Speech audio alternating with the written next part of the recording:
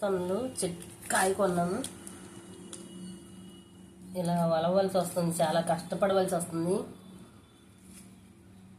అమ్మినోళ్ళు కొంటే ఈజీగా తింటాం అన్నమాట. మనం కష్టపడితే దాని విలువ ఏంటో తెలుస్తుంది. ఎంత కొన్నారో కూడా చెప్పండి.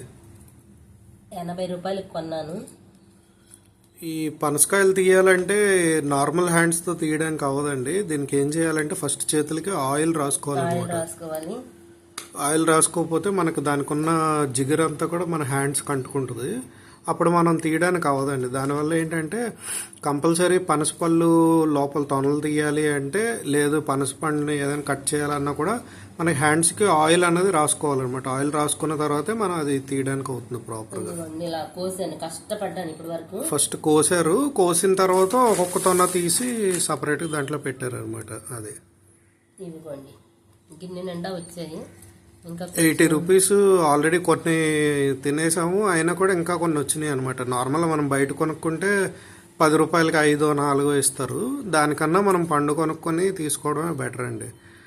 అండ్ ఇంకొకటి, మా మమ్మీ ఛానల్కి సపోర్ట్ చేయండి, సబ్స్క్రైబ్ చేసుకోండి.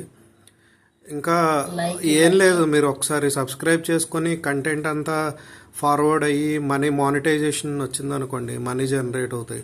అందరికీ హెల్ప్ చేస్తున్నారు కదా, అలాగే మా మమ్మీ ఛానల్ కూడా సబ్స్క్రైబ్ చేసి హెల్ప్ చేయండి. Thank you.